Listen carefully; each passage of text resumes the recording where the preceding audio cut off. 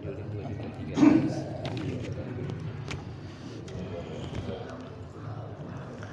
Bismillahirrahmanirrahim. Alhamdulillah alladzi aujaba alaina ta'alluma syara'i'il Islam. Wassalatu wassalamu ala asyrafil anam sayyidina wa nabiyyina Muhammadin sayyidil arabi wal ajam wa ala alihi wa ashabihi ya nabi'ul ulumi wal hikam, amma ba'd. Yang saya muliakan para orang tua, wabil khusus orang tua kita Bapak Haji Muhammad Darussalam, pengurus Dewan Kemakmuran Mushola Al-Falah yang saya hormati, Ketua Majelis Ta'lim Malam Selasa yang saya hormati, dan semua jamaah. Mudah-mudahan sehat, barokah, panjang umur. Alhamdulillah kita bisa bermuajahah kembali dalam taklim kita, yaitu membahas kitab Wasiyatul Mustafa li Aliyin karramallahu wajhah. Mari kita mulai pengajian kita dengan membaca surat Al-Fatihah untuk orang tua kita semua yang sudah wafat, para pendiri dan juga wakif mushola ini. Mudah-mudahan diampuni dosa-dosanya, diterima amal ibadahnya, dijadikan kuburnya raudhah min riyadil jannah. Ini juga saya ucapkan terima kasih untuk S3-nya. Alhamdulillah sebesar 2.300.000. Kemarin juga malam Selasa ucapkan terima kasih pada Pak Hambali yang memberikan infaknya sebesar Rp500.000 dan sudah kami fatihai untuk orang tua beliau. Mudah-mudahan Allah ampuni dosa kita semuanya. Al-Fatihah. Bismillahirrahmanirrahim. Iyyaka na'budu wa iyyaka nasta'in. Shiratal ladzina an'amta 'alaihim ghairil maghdubi 'alaihim waladdallin. Sampai mana?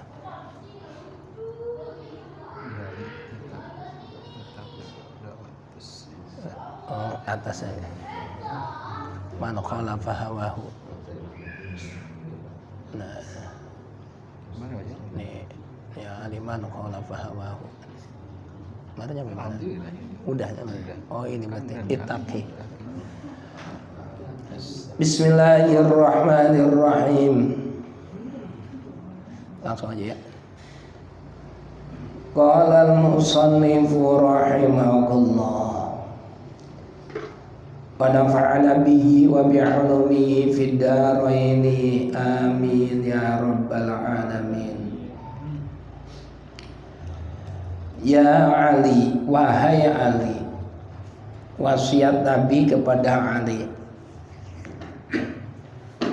ittaqi da'watas sakhiyyi fa innahu mata asura akhadallahu biyadihi. Wahai Ali, ittaqi, takutlah kamu, da'watas sakhiyyi, doanya orang yang dermawan, orang yang lumo, senang berbagi. Jangan berbuat zalim kepadanya, jangan sampai dia mendoakan buruk kepadamu. Fa innahu mata asura, karena orang yang dermawan itu, orang yang baik hati itu, mata asura, ketika dia kepleset melakukan perbuatan yang gak layak, gak pantas, akhadallahu biyadihi, maka Allah spontan akan menyelamatkannya, akan diselamatkan Allah. Tapi kalau kita kan enggak spontan diselamatkan kalau kita menyakiti ataupun menzoliminya. Ya Ali wa ay Ali, man at'ama musliman bi nafsin kataballahu lahu alfi hasanatin wa ma'a anhu alfi sayyi'atin wa rafa'a lahu darajatin. Wahai Ali, man at'ama musliman, orang yang memberikan makan kepada orang muslim, bitibi nafsin, dengan perasaan yang baik, perasaan gembira, senang bantu orang. Maulid Nabi dia nyumbang, senang rasanya hatinya. Ngasih jeruknya dimakan orang, rasanya senang banget, girang hatinya. Nyumbang airnya diminum orang, senang. Ah ini tuh diminum orang, senang nih yang ngasih nih. Lupa saya. Makasih Ustadz Mahfud Kakban. Terus ngasih apa? Dipakai sama orang. Minum lagi taklim begini nih, subhanallah. Ya, banyak jalan ngasih air kayak gini nih, pahalanya lebih banget. Orang yang memberikan makan orang muslim bitibih nafsin, dengan perasaan hati yang baik, artinya hatinya gembira. Kataballahu lahu alfi hasanatin, maka orang tersebut akan dicatat oleh Allah Subhanahu wa taala mendapatkan 1 juta kebaikan. Alfi, 1000 kali 1000 ya. 1 juta kebaikan. Wa ma'anhu alfi sayyi'atin, dan diampuni dosanya 1 juta kesalahan, dihapus. Wa rafa'a lahu, dan Allah akan mengangkat orang tersebut alfa darajatin, 1000 derajat di akhirat nanti. Luar biasa itu. Itu kalau taraweh kan capek tuh sampai 23 rakaat. Ada yang nyetok air, beliin malam pertama siapa? Habis taraweh airnya diminum sama orang yang taraweh. Seneng. Ntar apalagi buka puasa siapin takjil, namanya at'ama musliman. Yang makan seneng, yang minum seneng, yang ngasih juga seneng. Itu enggak sedikit itu yang diberikan Allah, tapi luar biasa, diberikan 1 juta pahala, dihapus 1 juta kesalahan, dan diangkat 1000 derajat. Apalagi ngasih makan anak yatim, wah udah luar biasa. Jumat berkah, jangan jadi orang yang antri mulu, antri minta nasi berkah Jumat. Sekali-kali kita yang berbuat. Jangan banyak-banyak, 5 aja 5 bungkus. 1 bungkus beli bangsa 15.000 kali 5 baru 75. Titipin sama yang tukang bagiin. Kalau kita yang bagiin sendiri kali cuma 5, karena ada yang kebagian, ada yang kagak kebagian. Kan di Pondok Umum ada yang suka bagi-bagi itu ya. Banyak ya. Nah kita titip nih saya nih, kalau nggak bisa 5 ya 2. Berarti punya kita ada yang dimakan orang. Cuma yang rada pantesan, jangan tempe sambal doang, ntar kebuang-buang, mubazir. Yang cakep, daging, ya Cang, Pak ayam, terong, terong dicabein. Ya enak, terong tuh mahal. Terong tuh di rumah makan itu tuh, rumah makan Padang sederhana Harapan Indah, mahal itu. 20.000 satu piring kecil. Kalau nggak percaya, besok kita ke sono, ayo bayarin saya. Enak, seneng. Tapi kan nggak semua orang suka yang lumrah, daging, ayam, ikan, yang enak, sate, mantap. 1 juta pahala diberikan, 1 juta dosa dihapuskan, 1000 derajat diangkat oleh Allah. Ya Ali, wahai Ali, hubba li akhika kama tuhibbu li nafsika. Ini nasihat-nasihat luar biasa dari Nabi. Ya Ali, wahai Ali, hubba, cintailah li akhika, saudaramu, kama tuhibbu, sebagaimana engkau mencintai li nafsika, dirimu sendiri. Cintailah, sayangilah saudaramu seperti kamu mencintai dirimu sendiri. Apa dalam hadis yang lain, la yu'minu ahadukum hatta yuhibba li akhihi ma yuhibbu li nafsihi. Seorang belum disebut beriman kepada Allah sampai dia mencintai saudaranya seperti dia mencintai dirinya sendiri. Saudara yang bagaimana? Semua. Terutama saudara terdekat, abang, adek, empok, itu yang paling utama itu.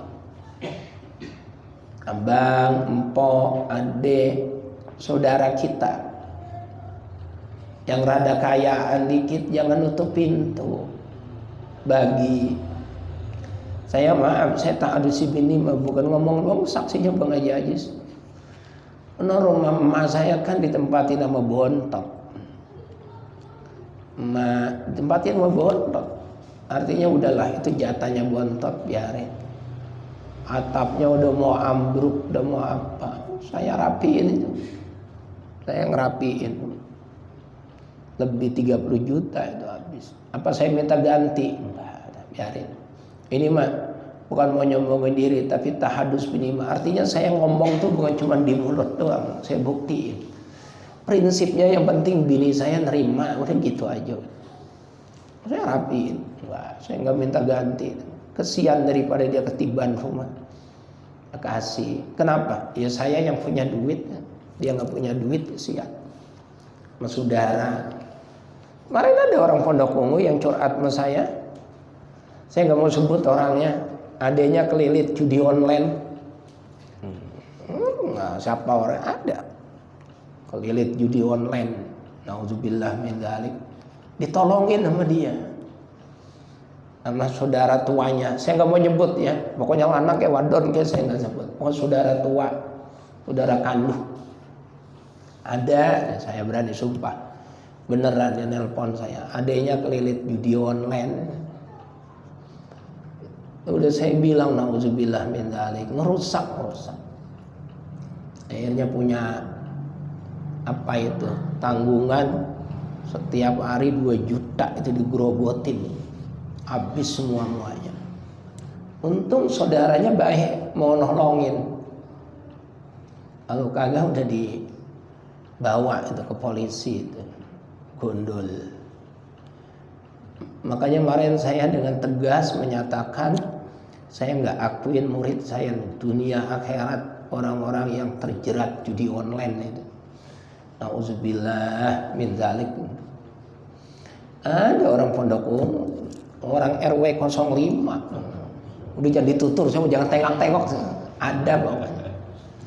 Adenya yang terjerat bukan dia. Adenya. Nauzubillah min dzalik. Tapi mau nolonginnya itu, saudara. Nolongin. Cintain saudaramu, kata Nabi, seperti kamu mencintai dirimu sendiri. Saya punya teman juga mu'alaf, namanya Edi. Mu'alaf, orang Chinese, masuk Islam. Alhamdulillah saya yang mensyahadatinya, saya yang bimbing maksudnya. Itu saya tanya itu, Pak Edi, kenapa orang Cina kok maju-maju, ekonominya keren-keren, sukses, bahkan dunia ini secara ekonomi udah dikuasai Cina. Amerika kalah. Sekarang perang ekonomi itu dimenangkan oleh Cina. Amerika udah ketinggalan jauh. Mobil aja Indonesia udah rata-rata mobil Cina. Mobil-mobil listrik keren-keren banget, macam-macam merek. Di dunia ini sudah dikuasain perekonomiannya oleh Cina. Dulu negara tertinggal, negara miskin, sekarang maju banget. Kita beli sorban di Mekah, begitu kita buka made in China. Sorban di Mekah, beli songkok made in China. Artinya semua lini dan sendi perekonomian betul-betul sudah dikuasai. Makanya pernah ada istilahnya, dulu kita sering dengar, utlubul ilma walau bisin.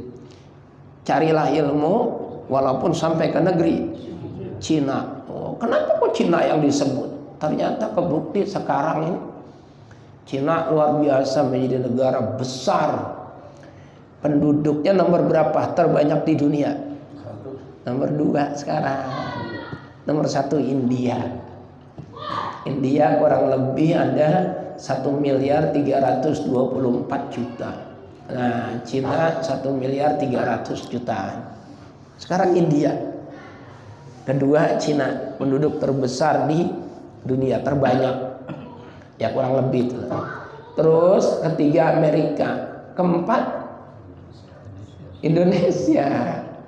Indonesia udah 300 jutaan sekarang. Dulu pada waktu kecil 135 juta. Ya, sekarang udah 300 juta lebih. Nah itu saya nanya sama Edi itu, Edi, orang Cina yang mualaf. Kenapa kok orang Cina sukses-sukses, maju-maju? Dia bilang karena Cina itu gak mau senang sendiri. Prinsip orang Cina, kalau senang satu, yang lain harus senang semua. Yang satu kaya, yang lain susah. Bagaimana nih yang susah bisa jadi senang? Jadi dia punya keyakinan penuh tentang the power of giving, kekuatan berbagi. Apalagi berbaginya kepada saudara kandung sendiri. Kalau berbagi kepada orang lain aja mendatangkan keberkahan dari Tuhan yang Maha Kuasa, apalagi berbagi kepada saudara kandung sendiri. Nggak ada yang lebih tulus mendoakan kita kecuali saudara kita. Nggak ada. Nah, ya, saya sering menyampaikan itu kan, zaman dahulu itu yang mana ada sumur tua. Di dalam sumur itu sering terdengar suara yang menakutkan. Jadi orang gak ada yang berani deketin sumur itu karena disinyalir ada penghuninya, makhluk yang abstrak atau makhluk halus. Kalau bahasa kerennya memedi, ya, hantu. Takut. Cuma karena masyarakat penasaran, coba kita cek itu di dalam sumur ada apa sih sebenarnya. Siapa yang berani? Carilah pemuda paling berani sekampung itu. Dibayar bayaran mahal, suruh turun, suruh ngelongoh. Itu di sumur ada apaan ki? Ada suaranya kenceng sehingga membuat keresahan dan ketakutan di masyarakat. Kamu anak muda mau? Nah, nggak ada lagi yang lebih berani selain kamu, Tong. Udah kamu aja, Tong. Mulailah Tong ini. Siap. Kata dia, saya turun pakai apa? Pakai tambang, pakai ulur. Nah, kalau nyampe bawah, saya tarik lagi bareng-bareng. Yang penting longok aja di dalam ada apa. Ya udah siap, kata Tong. Cuman saya punya syarat satu. Apa? Yang megangin tambang salah satunya harus ada adik atau abang saya. Cari abang sama adiknya, ketemu. Adiknya nggak ketemu, abangnya yang ketemu. Jadi abangnya ikut megangin tambak. Mulai dia turun tuh ke sumur tua, ulur, diulur, tutut, diulur. Nah begitu sampai dalam, ternyata di dalam itu ada monyet yang udah kecebur udah lama, kolamnya kering, sumur itu kering. Jadi monyet tuh di dalam karena nggak bisa loncat, teriak-teriak kan. Nah pasti yang lihat ada orang pakai tambang, monyetnya loncat ke tubuh orang itu, naik terus sampai di mulut sumur. Itu monyet dengan saking giranya teriak kuat sambil loncat. Nah karena emang yang megangin tambang udah ketakutan, dikiranya itu hantu. Begitu ngelihat monyet loncat, tambangnya dilepas. Semuanya ngelepas kecuali satu orang yang kagak ngelepas. Siapa dia? Abangnya. Tuh, coba kalau abangnya kagak ngikut megangin tambang, mati dia, gantiin monyet. Mati. Nah itu. Makanya sejelek-jeleknya saudara kita jangan bermusuhan. Jangan bermusuhan. Jangan bermusuhan sama saudara sendiri. Saya alhamdulillah setiap Jumat tanya mengaji ajis kumpul di rumah saya. Abang saya, adik saya, empok saya di Bulak Sentul. Abang saya di ujung Harapan. Adik saya di Cakung, rumahnya kan udah mencar-mencar. Yang bontot tempatin rumah emak. Tuh kalau Jumat pada ziarah ke kuburan emak. Nah karena kuburan emak paling dekat sama rumah saya, habis ziarah pada kumpul di rumah. Main catur saya sama adik saya. Empok saya karaokean, udah bebas aja udah. Makan siang di situ hari Jumat. Ntar habis pada makan siang baru pada budal. Malam Sabtu kumpul lagi, taklim di rumah emak, ibu-ibunya. Itu dijaga, dirawat kekompakan kita sama saudara kita.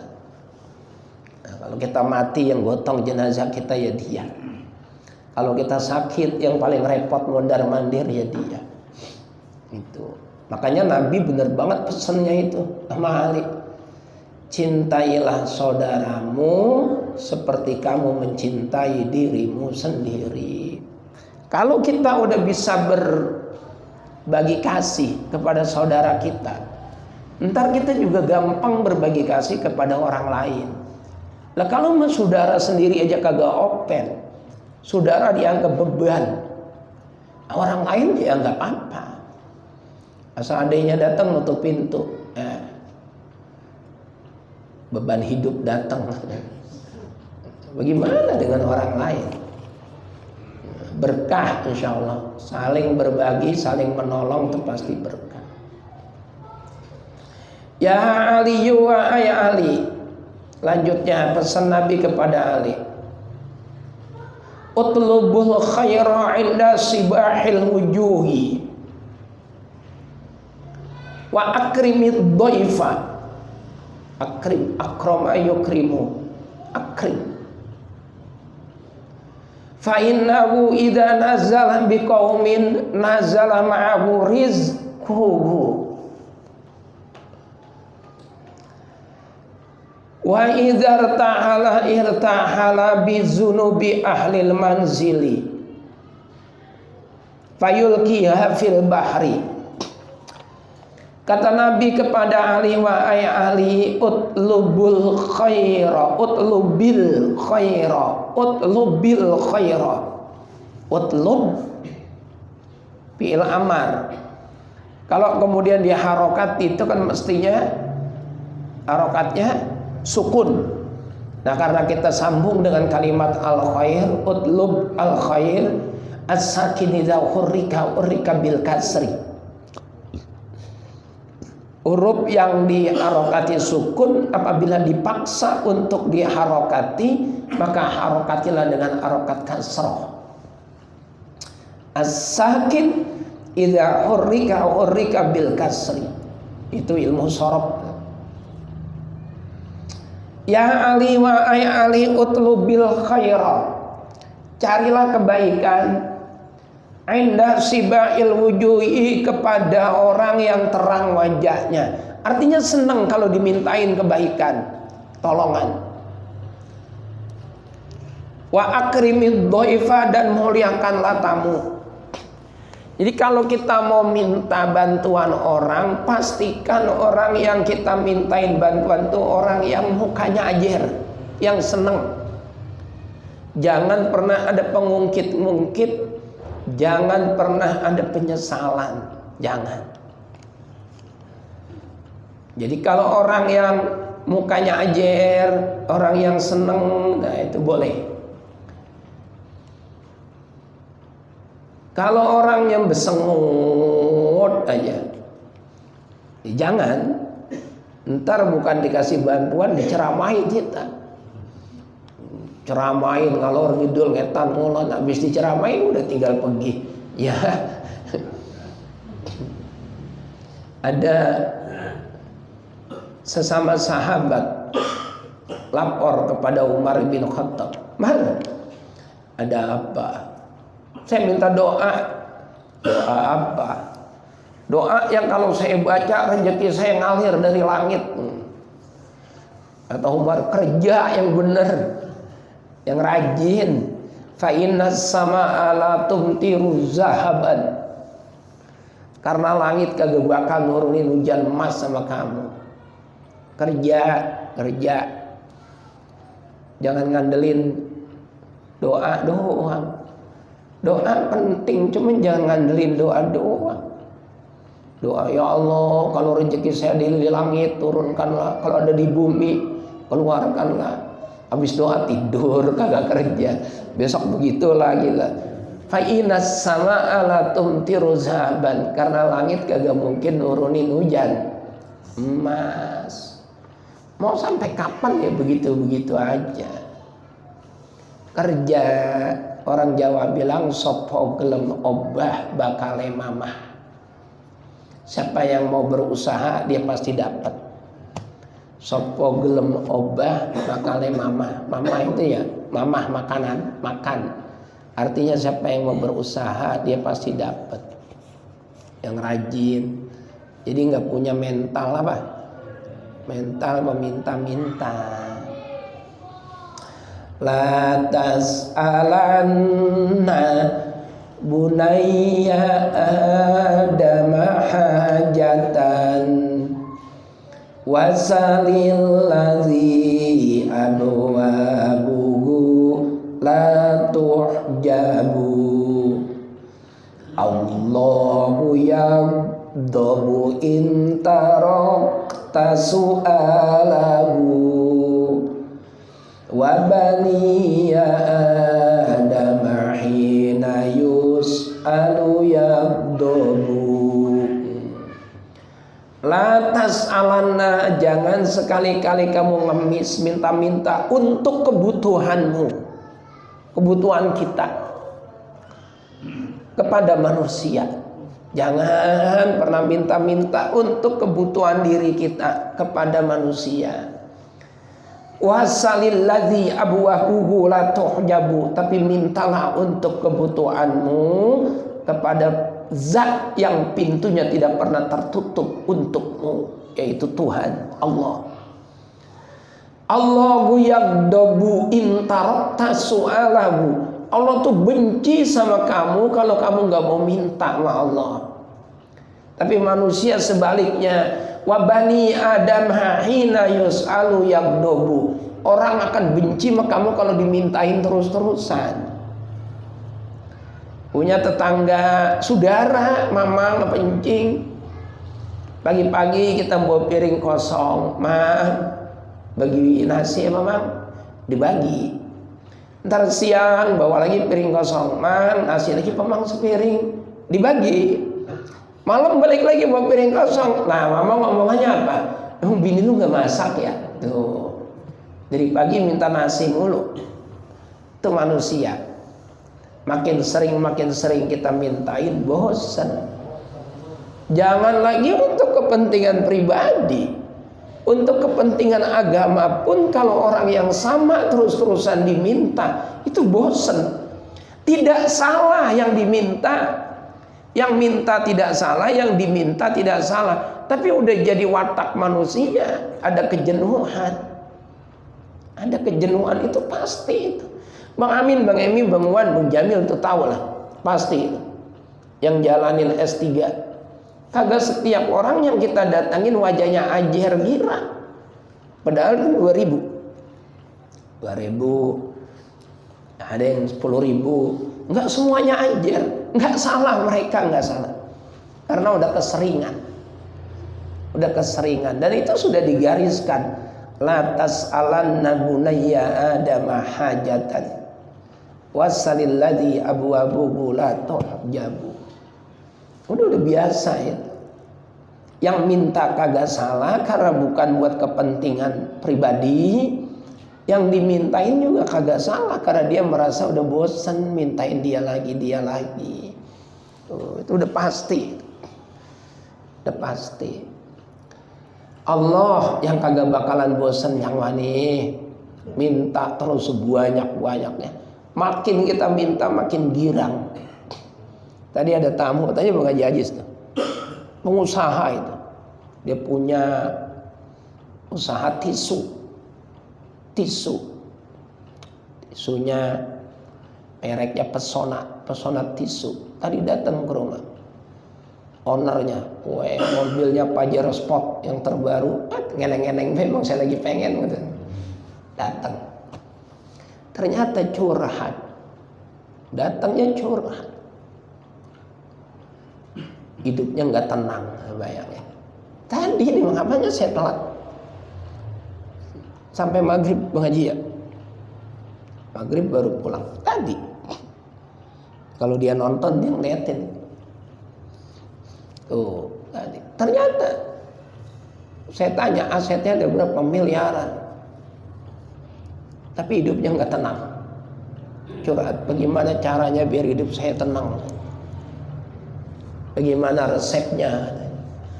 Saya merasa Tuhan itu udah memberikan saya segalanya. Anak yang baik, istri yang soleha, harta yang bukan hanya cukup tapi berlimpah. Tapi sejujurnya beberapa bulan ini hidup saya benar-benar nggak tenang. Cerita ada macam-macam begini.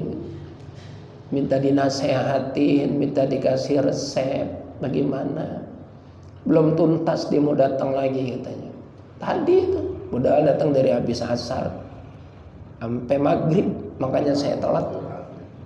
Bayangkan pengusaha, usahanya tisu besar, cabangnya di mana-mana.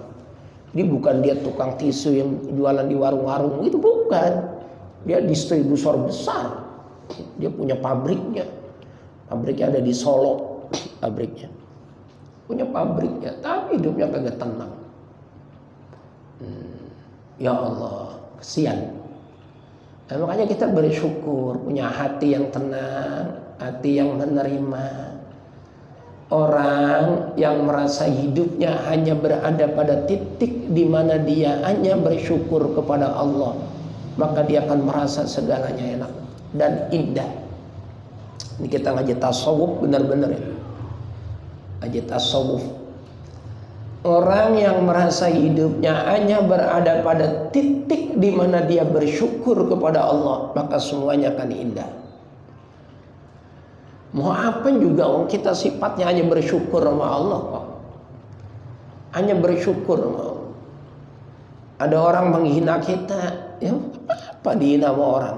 Emang kita mulia? Emang kita manusia biasa kok. Kita direndahkan sama orang, yang nggak apa-apa direndahkan sama orang. Emang kita nggak tinggi kok. Kita ini memang manusia rendahan. Yang maha mulia, maha tinggi, maha sempurna itu kan hanya Allah. Itu pada titik di mana kita hanya bersyukur sama Allah, maka hidupnya tenang. Dikritik orang, ya biarin aja dikritik. Mau saya manusia kok, bukan malaikat. Allah aja banyak yang ngeritik. Maha Nabi aja banyak yang ngeritik, apalagi saya. Tenang hidupnya kalau kayak gitu. Walaupun sulit, tapi kita belajar sedikit demi sedikit. Dihina, dipuji, dikritik, disanjung, itu kan cuma buah kehidupan. Hakikatnya endingnya kita kembalinya ke siapa? Ke Allah juga. Manusia itu kita seneng diriin, kita susah disyukurin.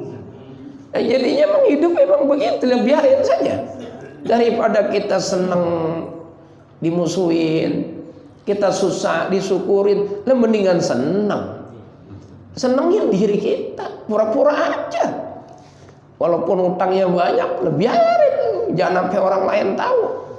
Utang yang tahu biar diri kita banyak puasa aja. Yang penting tampilkan hidup kita tuh senang. Seakan-akan kita tuh orang yang tanpa beban dan selalu berada pada titik di mana kita terus bersyukur sama Allah. Karena ada yang curhat sama Abu Yazid Al-Bustami, Tuan Guru Syekh Abu Yazid Al-Bustami. Ada apa? Saya ini orang yang puasa siang hari, malamnya beribadah. Masya Allah. Jadi siangnya puasa, malamnya beribadah. Kayak apa itu orang hebatnya? Tapi kenapa kok hidup saya susah mulu? Apa ada yang salah dengan puasa saya, dengan ibadah saya? Jawaban Abu Yazid Al-Bustami apa? Puasamu kurang ikhlas? Enggak. Sholatmu kurang khusyuk? Bukan. Kamu puasa siang hari? Puasa. Malam harinya ibadah. Malam hari saya ibadah. Tapi masih susah. Masih susah. Apa kata Abu Yazid Al-Bustami? Mukamu rubah. Bingung dia. Rubah jadi apa? Mukamu rubah, wajahmu rubah. Berubah jadi apa? Jadilah orang yang banyak senyum. Tampilkan selalu bahwa kamu tuh dalam kondisi bahagia. Walaupun sejatinya kamu lagi benar-benar terpuruk, bahkan remuk redam kehidupanmu. Biarkan orang lain tahunya bahwa kamu tuh senang aja. Senyum, bahagia, senyum walaupun hatimu menangis. Kenapa? Allah senang lihat pribadi yang kayak gitu. Ntar Allah akan berkata sama malaikat, lihat loh, udah utang banyak banget itu dia, kata Allah ini. Tapi tetap aja dia tersenyum, ajer, nyenengin. Itu seakan-akan dia selalu bersyukur atas setiap embusan napas yang aku berikan. Dia selalu bersyukur akan setiap langkah kakinya yang menuju tempat yang dia inginkan. Kakinya sehat. Dia selalu bersyukur akan mata yang bisa memandang sejauh pandangan menjangkau. Dia selalu bersyukur bahwa dia punya telinga, bisa mendengar apa yang bisa didengar oleh telinganya. Begitu terus. Nikmat apa lagi yang Allah berikan bagi kita udah sekian banyak. Maka tampilkan wajah yang menggembirakan. Lah kalau pagi-pagi udah curhat sama teman, ada pusing. Ngapa saya emang puyeng. Anak 3 bulan belum bayaran, bini udah marah-marah mulu, rontang runtung gak punya rokok. Nah itu korek, bawa korek doang biar ada yang bagi. Itu berarti ya Cang, kagak ada yang ngajakin ngopi. Itu berarti pagi-pagi dia udah ngaduin siapa? Ngaduin Allah. Dia kagak ridho atas Allah berikan kepada dia. Pagi-pagi udah nyeritain Allah. Pusing hidup kayak gini amat, ya Allah. Hidup begini amat ya. Hidup segan mati ogah.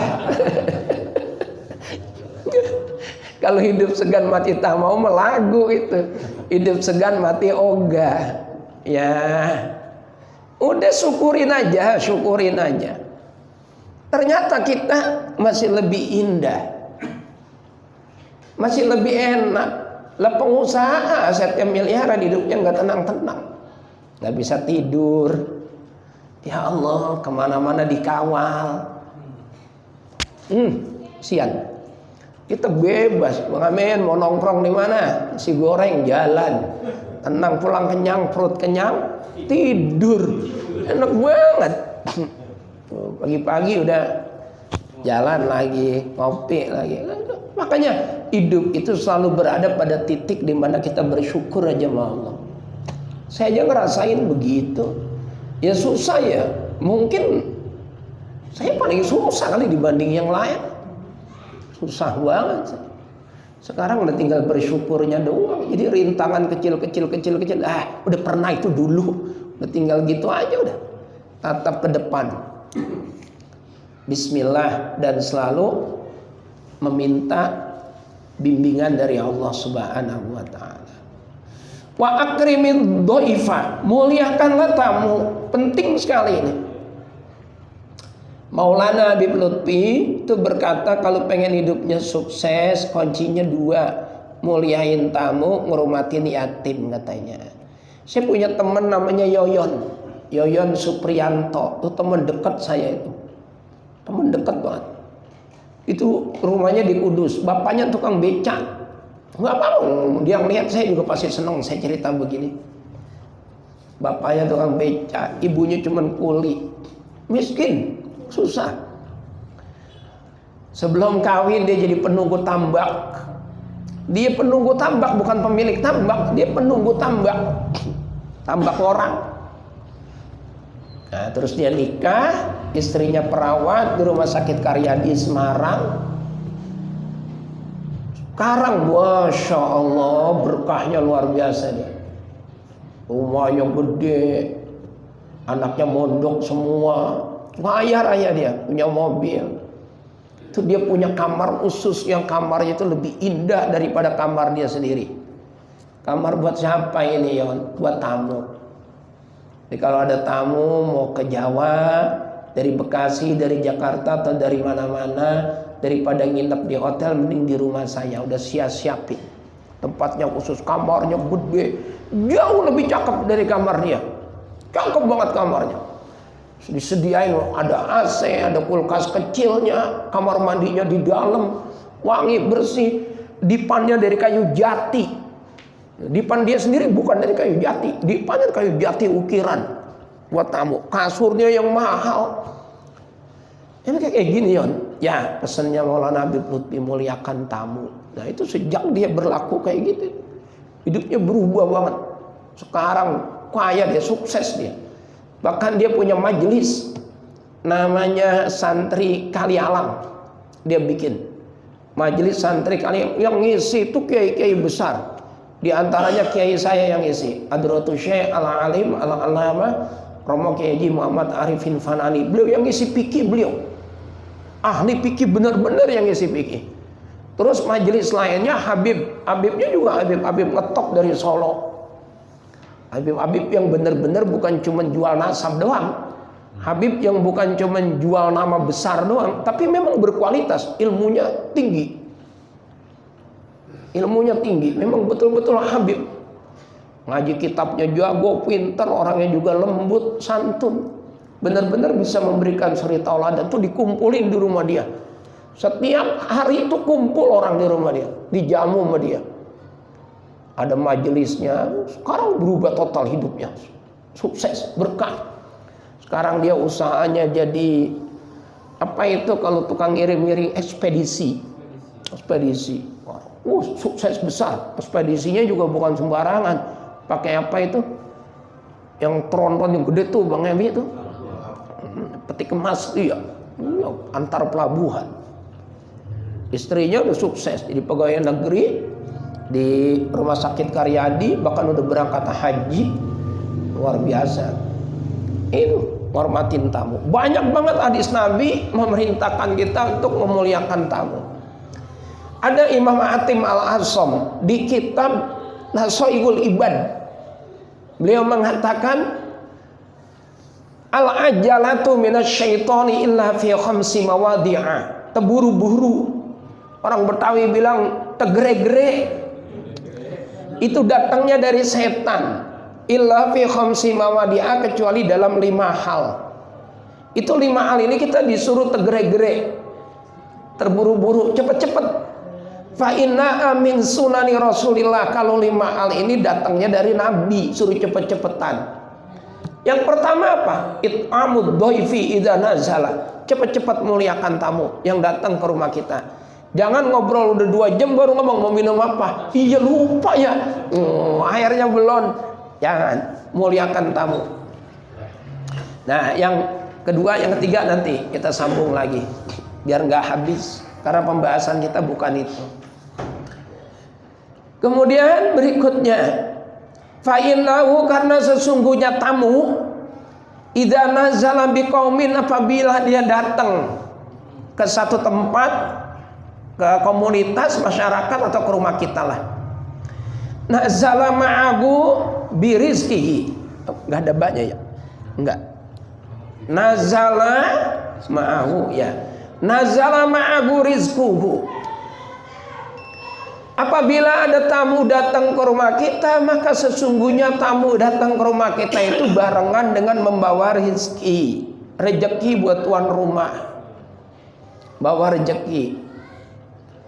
Wa idhar tahala dan tahlikane tatkala tamu ini pulang balik ke rumahnya, irtahala bizunubi ahlil manzili, maka dia pulangnya itu menggondol dosa-dosanya tuan rumah.